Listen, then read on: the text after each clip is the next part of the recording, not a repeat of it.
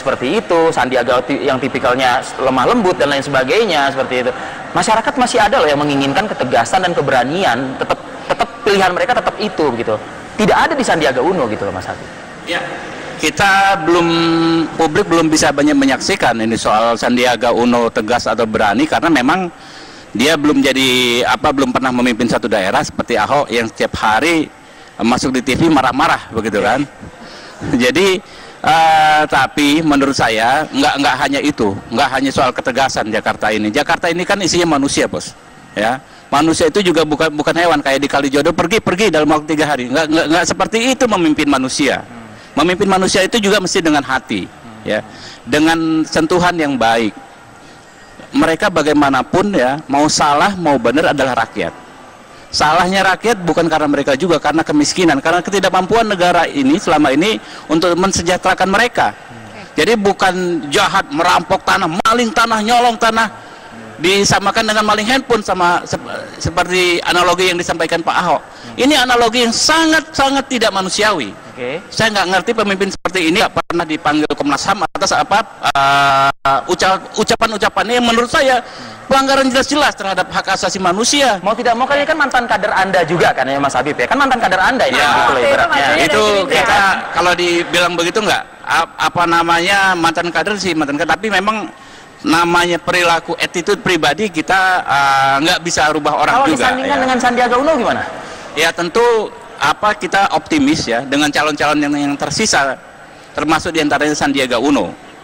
Tentu kita sangat optimis. Artinya kenapa? Kan kalau berdua nih wakil dan gubernur ya begitu.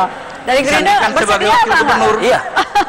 Enggak, itu ada satu sejarah ya. Tentu kita juga dalam konteks kepemimpinan kita tahu bahwa memang kita sangat kecewa terhadap performa Pak Ahok selama ini. Itu satu. Kecewa terhadap performa atau kecewa karena waktu itu meninggalkan partai? Ahok ini ya kan, Ahok ini tajam terhadap rakyat ya kan, tumpul terhadap pemodal. Artinya kalau bersanding tidak mungkin. Ini jelas bertentangan dengan ideologi Gerindra ya. Gerindra anti neolib ya kan, kerakyatan dan lain sebagainya. Sandiaga Uno berani melawan para pemodal-pemodal besar itu? Bukan soal melawan atau melawan, kita ingin keadilan, kita ingin diperlakukan yang adil. Kalau misalnya konglomerat melakukan pelanggaran ruang tata ruang, ya juga ditertibkan gitu loh. Jangan dibiarkan gitu. Kalau misalnya satu hotel ya memfasilitasi prostitusi secara sangat terorganisir, jangan yang kecil-kecilan, yang germo kecil-kecilan di jalanan itu yang digerebek gitu loh. Jangan hanya itu gitu loh. Harus adil juga kepada mereka yang ada di kalangan atas. Oh iya, itu maksud saya. Artinya kita membutuhkan pemimpin yang kemanusiaannya ada gitu. Mas Herbut.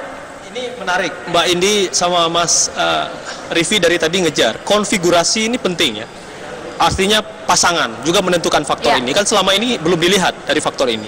Saya kira dalam politik segala mungkin. Dulu tadi yang Mas Habibur katakan, kan Ahok adalah kader Gerindra. Menurut saya dalam politik, kalau peluang misalnya Sandiaga Uno dengan Ahok itu ada, bisa jadi. Bisa jadi ya? Dalam kalkulasi politik.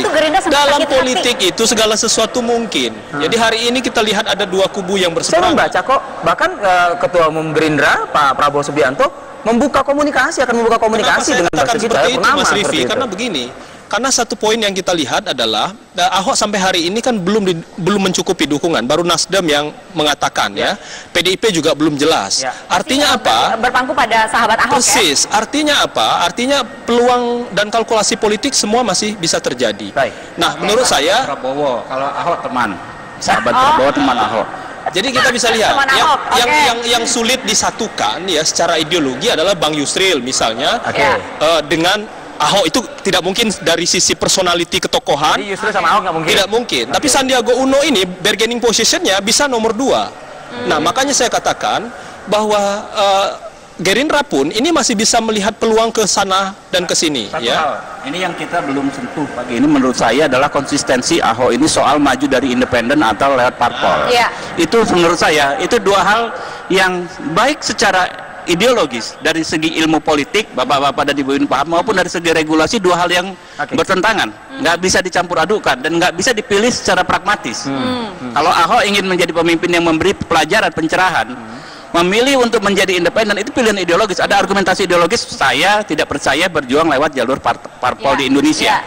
Atau memilih lewat partai, saya percaya untuk berjuang merubah negara secara politik harus lewat organisasi yang punya struktur yang namanya partai politik. Dari segi ideologis, dari segi regulasi juga tidak memungkinkan.